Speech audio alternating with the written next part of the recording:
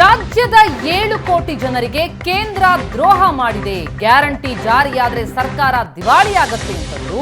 ನ್ಯಾಯ ಕೊಡಿ ಅಂತ ಕೇಳಿ ತಪ್ಪ ಅಂತ ಸಿಎಂ ಆಕ್ರೋಶ ವ್ಯಕ್ತಪಡಿಸಿದ್ದಾರೆ. ಸದನದಲ್ಲಿ ಸಿಎಂ ರೋಷಾವೇಶದ ಮಾತು. ನಾವು ಟೀಕೆ ಮಾಡಿದ್ದನ್ನು ಬರೀತಾರೆ, ನೀವು ಹೊಗಳಿದ್ದನ್ನು ಬರೀತಾರೆ, ಅವ್ರ ರಿಪೋರ್ಟಿಂಗ್ ಅವ್ರ ಕೆಲಸ ಅವ್ರು ಮಾಡ್ತಾರೆ. ಆದ್ರೆ ಓದಿ ಅಂತ ಹೇಳಿದ್ದೀನಲ್ಲ. ಆದ್ರೆ ನೀವು 9 ತಿಂಗಳು ಆಡಳಿತ ಮಾಡಿದಂತ ಸರ್ಕಾರದ ಮುಖ್ಯಸ್ಥರು ನಿಮ್ಮ ಪರ್ಫಾರ್ಮೆನ್ಸ್ ಹೆಂಗಿತ್ತು, ಏನಾಯ್ತು, ಯಾಕೆ ನಾವು ಅಭಿವೃದ್ಧಿ ಮಾಡಕ್ ಆಗ್ಲಿಲ್ಲ, ಯಾಕೆ ನಮ್ಮ ಸಂಪೂರ್ಣ ಹಣ ಉಪಯೋಗ ಮಾಡ್ಕೊಳಕ್ ಆಗ್ಲಿಲ್ಲ, ಬಜೆಟ್ ಪರ್ಫಾರ್ಮೆನ್ಸ್ ಯಾಕಾಗಿಲ್ಲ, ಇದ್ರ ಬಗ್ಗೆ ನೀವು ಸಮಜಾಯಿಸಿಕೊಟ್ರೆ ಶಾಸಕರಿಗೆ ಉತ್ತರ ಸಿಗ್ತದೆ. ಹಣ ಬಂದಿಲ್ಲ ಅಂತ ಹೇಳಿ ಬೊಮ್ಮಾಯಿ ಅವರಿಗೆ ಅವ್ರು ಬೀಲ್ಡ್ ಆಗ್ಲಿಲ್ಲ ಅಲ್ಲ, ಉತ್ತರ ಕೊಡ್ಲಿ. ಪ್ರತಿ ಸಲ ದುರಂತ ಆಗ್ತದ. I am not yielded. ಈಗ ಪದೇ ಪದೇ ಭಾಷಣ ಉತ್ತರ ಕೊಡೋದ್ರಲ್ಲಿ ಕೇಳ್ಬೇಕು, ಕೂತ್ಕೋತೀನಿ. ಅದು ಪ್ರತಿ ಸಲ ಮಾತ್ರ ಆಗ್ತದ. ಮಾನ್ಯ ಅಧ್ಯಕ್ಷರೇ, ಶಕ್ತಿ ಯೋಜನೆ ನಾವು ಮೇ 20ನೇ ತಾರೀಕು ಅಧಿಕಾರಕ್ಕೆ ಬಂದು ಈ ರಾಜ್ಯದ ಎಲ್ಲ ಮಹಿಳೆಯರಿಗೆ ಸುಮಾರು 7 ಕೋಟಿ ಮಹಿಳೆಯರಲ್ಲಿ 7 ಕೋಟಿ ಜನಸಂಖ್ಯೆಯಲ್ಲಿ 3.5 ಕೋಟಿಗೂ ಹೆಚ್ಚು ಮಹಿಳೆಯರಿದ್ದಾರೆ. ಜೂನ್ 11ನೇ ತಾರೀಕು ನಾವು ಮೇ 20ನೇ ತಾರೀಕಿಗೆ ಪ್ರಮಾಣ ವಚನ ಸ್ವೀಕಾರ ಮಾಡೋದು.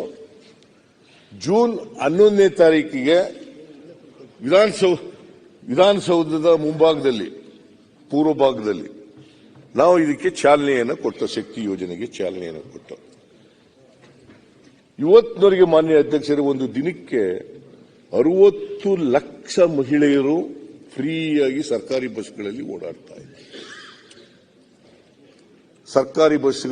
ಓಡಾಡ್ತಾ ಇದ್ದಾರೆ. ಅವತ್ತಿನಿಂದ ಜೂನ್ 11ರಿಂದ ಇವತ್ತಿನವರೆಗೆ 160 ಕೋಟಿ ಮಹಿಳೆಯರು, 160 ಕೋಟಿ ಮಹಿಳೆಯರಿಗೂ ಹೆಚ್ಚು ಮಹಿಳೆಯರು ಫ್ರೀಯಾಗಿ 160 ಕೋಟಿ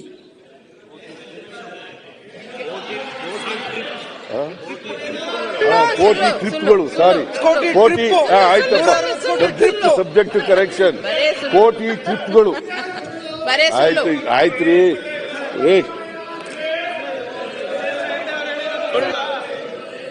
160 ಕೋಟಿ ಟ್ರಿಪ್ಗಳು, 160 ಕೋಟಿ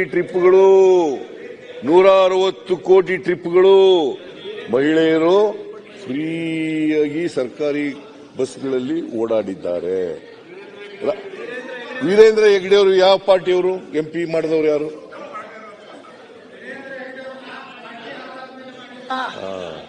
ಅವರ ಒಂದು ಧರ್ಮದ ಅವ್ರ ಪಾರ್ಟಿ ಆಧಾರದ ಮೇಲೆ ಮಾಡಿಲ್ಲ, ಅವರು ಜನಸೇವೆಯನ್ನು ಮೆಚ್ಚಿ ಮಾಡಿದ್ದೀರಿ. ಓಕೆ, ಅವರ ಧಾರ್ಮಿಕ ಪ್ರಚಾರವನ್ನು ಮೆಚ್ಚಿ ಮಾಡಿದ್ದೀರಿ, ಧಾರ್ಮಿಕ ಕೆಲಸಗಳಲ್ಲಿ ಅವರನ್ನು ತೊಡಗಿರ್ತಕ್ಕಂಥದ್ದನ್ನು ಮಾಡಿದ್ದೀರಿ. ಅವರು ಪತ್ರ ಬರೆದಿದ್ರು. ಏನಂತ ಬರೆದಿದ್ರು ಗೊತ್ತಾ? ನೀವು ಶಕ್ತಿ ಯೋಜನೆಯನ್ನ ಜಾರಿ ಕೊಟ್ಟ ಮೇಲೆ, ಯೋಜನೆಯನ್ನ ಜಾರಿ ಕೊಟ್ಟ ಮೇಲೆ ನಮ್ಮ ದೇವಸ್ಥಾನದ ಆದಾಯ ಹೆಚ್ಚಾಗಿದೆ, ಮಹಿಳೆಯರು ಜಾಸ್ತಿ ಜನ ಬರ್ತಾ ಇದ್ದಾರೆ. ಇದು ನಾನು ಬರೆದಿದ್ದ ತಪ್ಪು ಅಂತ ಹೇಳಿ ಮುಖ್ಯಮಂತ್ರಿಗಳು. ಕೇಳ್ರಿ ಸ್ವಲ್ಪ, ನೀವೆಲ್ಲ ಕೇಳಿಸ್ಕೊಳ್ದೇನೆ ಹಿಂಗಾಗಿರೋದು. ನೀವು ದಯಮಾಡಿ ಕೇಳಿದ್ಮೇಲೆ ಆಮೇಲೆ ಸರಿ ಇಲ್ಲ ಅಂತಂದ್ರೆ ಆಮೇಲೆ ಹೇಳಿ. ನೀವು ಕೇಳಕ್ಕೂ ಮುಂಚಿತವಾಗಿ ಎದ್ಬಿಟ್ರೆ, ಹಂಗಾಗೆ ಬಜೆಟ್ ಓದಕ್ಕೂ ಮುಂಚಿತವಾಗಿ ವಾಕೌಟ್ ಮಾಡ್ಬಿಟ್ರಿ. ಅದ್ರಿಗೆ ಏನ್ ಗೊತ್ತಾಯ್ತು ನಿಮಗೆ? ಬಜೆಟ್ ಪುಸ್ತಕದಲ್ಲಿ ಏನಿದೆ ಅಂತ ಗೊತ್ತಿಲ್ಲ. ಏನಿಲ್ಲ ಎಂತವನು ನಮ್ಮ ಸುನೀಲ್ ಏನಿಲ್ಲ ಆಡು ಏನಿಲ್ಲ. ತಲೆಯಲ್ಲಿ ಏನು ಇಲ್ಲ. ಮುಖ್ಯಮಂತ್ರಿಗಳೇ, ನಾವು ಗ್ಯಾರಂಟಿಯನ್ನ ವಿರೋಧ ಮಾಡಲಿಲ್ಲ. ನೀವು ಅಂಕಿಅಂಶಗಳನ್ನ ಹೇಳೋದನ್ನ ಸರಿ ಹೇಳಿ ಅಂತ ಹೇಳ್ತಾ ಇರೋದು. ಗ್ಯಾರಂಟಿ ಯೋಜನೆಯನ್ನು ಯಾವತ್ತೂ ವಿರೋಧ ಮಾಡಲಿಲ್ಲ. ಗ್ಯಾರಂಟಿ ಯೋಜನೆ ಎಲ್ಲಿ ವಿರೋಧ ಮಾಡಿದೀವಿ? ನೀವು ಅದಕ್ಕೆ ಸರಿಯಾದ ತಯಾರಿ ಮಾಡಿ ಸರಿಯಾದ ಅಂಕಿಅಂಶ ಕೊಡಿ ಅಂತ ಹೇಳ್ತಾ ಇರೋದು. ನೀವು ಅದನ್ನ ಗ್ಯಾರಂಟಿ ಯೋಜನೆಗಳು ವಿಫಲ ಆಗಿ. ಮಾನ್ಯ ಅಧ್ಯಕ್ಷರೇ, ಅದಕ್ಕೆ ನೋಡಿ, ಬಜೆಟ್ನಲ್ಲಿ ಆರ್ಥಿಕವಾಗಿ ದಿವಾಳಿ ಆಗ್ಬಿಡ್ತದೆ, ಅಭಿವೃದ್ಧಿ ಕೆಲಸಗಳಿಗೆ ದುಡ್ಡಿಲ್ಲ, ಅಭಿವೃದ್ಧಿ ಕೆಲಸಗಳೆಲ್ಲ ನಿಂತೋಗ್ಬಿಟ್ಟಿದಾವೆ ಅಂತೆಲ್ಲ ಹೇಳಿದವರು ನಾನಾ? ಮಹಿಳೆಯರು ಮತ್ತು ವಿದ್ಯಾರ್ಥಿನಿಯರು 3.5 ಕೋಟಿ ಇದಕ್ಕೆ ನಾವು ಇಟ್ಟಿದ್ದಂತ ಹಣ 2,800 ಕೋಟಿ. ಕಳೆದ ಬಜೆಟ್ನಲ್ಲಿ ಜುಲೈ ಬಜೆಟ್ನಲ್ಲಿ ನಾನು ಇಟ್ಟಿದ್ದಂತ ಹಣ 2,800 ಕೋಟಿ. ಇಲ್ಲಿವರೆಗೆ ಮಾರ್ಚ್ 13 ಅಲ್ಲ ಫೆಬ್ರವರಿ 13 ಖರ್ಚಾಗಿದ್ದಂತ ಹಣ 2,208 ಕೋಟಿ. ಸುಳ್ಳ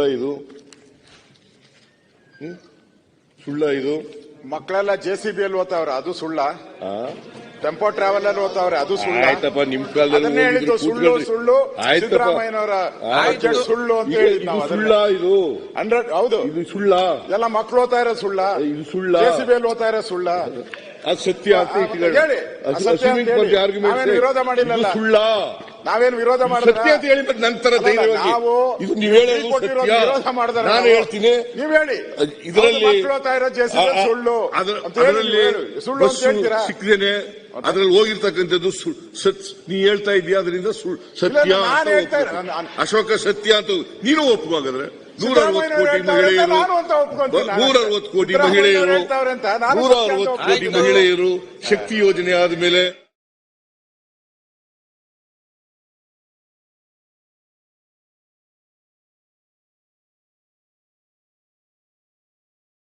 ನಾನು ಒಪ್ಕೋತೀನಿ ಧೈರ್ಯವಾಗಿ.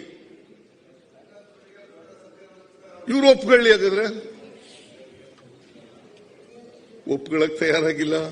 ಮಾನ್ಯ ಅಧ್ಯಕ್ಷರೇ, 2,208 ಕೋಟಿ ಫೆಬ್ರವರಿ 13 ಖರ್ಚಾಗಿದೆ. ಆಮೇಲೆ ಗೃಹ ಜ್ಯೋತಿ 1,60,00,000 ಗ್ರಾಹಕ ಕುಟುಂಬಗಳಿಗೆ, ಅಂದ್ರೆ ಸುಮಾರು 5 ಕೋಟಿಗೂ ಹೆಚ್ಚು ಜನರಿಗೆ 200 ಯೂನಿಟ್ ವರೆಗೆ 200 ಯೂನಿಟ್ ವರೆಗೆ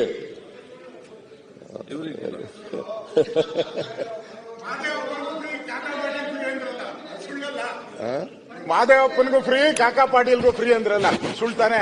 ಯಾವುದು ಅಲ್ಲ, ನೀವೇ ಹೇಳಿದಿರಲ್ಲ, ನಮ್ಮ ಹತ್ರ ದಾಖಲೆನೇ ಇದೆ. ಅದು ಯೂನಿಟ್ ವರೆಗೆ ಅಂತ ಹೇಳಿರೋದು ನಾನು. ನೀವು ಉಪಯೋಗಿಸಿದ್ರು ಫ್ರೀ, ಸುಳ್ಳು, ಇದು ಸುಳ್ಳು ಸುಳ್ಳು ಅಂತ ಹೇಳಿದ್ದು. ಪರಮೇಶ್ವರ ಉಪಯೋಗಿಸಿದ್ರು ಫ್ರೀ 200 ಯೂನಿಟ್ ವರೆಗೆ. 200 ಯೂನಿಟ್ ಫ್ರೀ ಅಂತ ಹೇಳಿ ಯಾವತ್ತಾರು ಮಾಡಿದ್ರೇನ್ರಿ? ನೀವ್ ಯಾವತ್ತಾರು ಕೊಟ್ಟಿದ್ರಾ? ಯಾವತ್ತಾರು ಕೊಟ್ಟಿದ್ರಾ? ಏನು ಅಲ್ಲ ಹೇಳ್ತಾರೆ ಮಾನ್ಯ ಅಧ್ಯಕ್ಷರೇ, ಇದಕ್ಕೆ ನಾವು ಈ ವರ್ಷ ಎಲ್ಲಾ ರೈತರಿಗೆ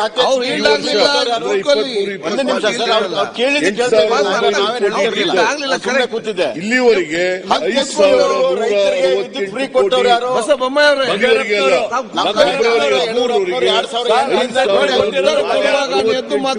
ಬಿಡುಗಡೆ ಮಾಡಿದ್ದೇವೆ. ಯಾರನ್ನ ನೀವೆಲ್ಲ ಹೈಜಾಕ್ ಮಾಡೋದು ಬಿಜೆಪಿ ಅವರು.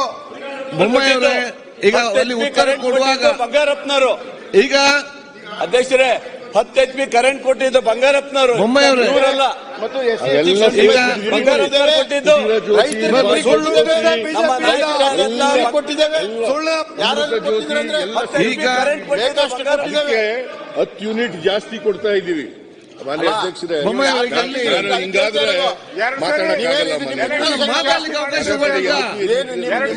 ಈಗ ನೋಡಿ, ನಿಮ್ಮ ಇನ್ವೇಷನ್ ಅಲ್ಲ, ಮುಖ್ಯಮಂತ್ರಿ ಆಯ್ತು, ಈಗ ಉತ್ತರ ಕೊಡುವಾಗ ಅವ್ರು ಎತ್ತು ನಿಲ್ತಾರೆ ಮಾತಾಡೋದಾಗ್ತದ. ನೀವತ್ತು ನಿಲ್ತಾರೆ, ಅವರೆಲ್ಲ ನಿಲ್ತಾರೆ, ಈ ಕಡೆ ನಿಲ್ತಾರೆ, ಮತ್ತೆ ಯಾವ ಉತ್ತರ ಕೊಡದೆ ಅವಾಗ? ಏನೋ ಹೊಸದಾಗಿ ಕೊಟ್ಟರಂಗ್ ಮಾತಾಡ. ಅವ್ರು ಉತ್ತರ ಕೊಡುವಾಗ ನೀವು ಅವ್ರು ಈಲ್ಡ್ ಆದ್ರೆ ಹೇಳಿ, ಈಲ್ಡ್ ಆಗದಿದ್ರೆ ನೀವೆದ್ದು ಮಾತಾಡಿದ್ರೆ ಅದು ಹಿಂದೆಯಿಂದ ಮಾತಾಡ್ತಾರೆ, ಇಲ್ಲಿ ಹಿಂದೆಯಿಂದ ಮಾತಾಡ್ತಾರೆ, ಮತ್ತೆ ಎಲ್ಲಿ ಉತ್ತರ ಕೊಡುವಂತದ್ದು?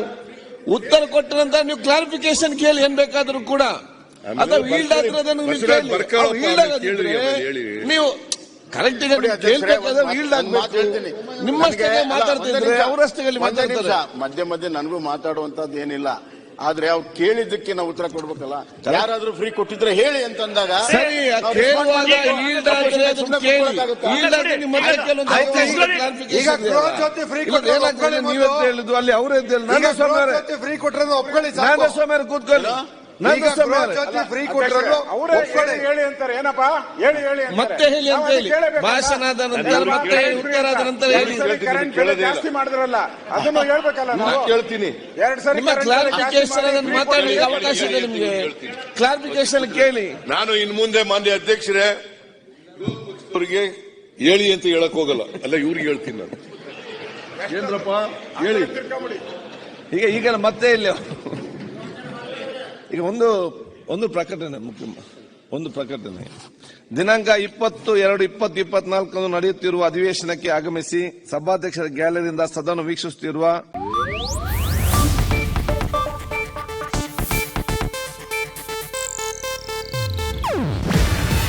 ಇದು ಏಷ್ಯಾನೆಟ್ ನ್ಯೂಸ್ ನೆಟ್ವರ್ಕ್ ಪ್ರಸ್ತುತಿ.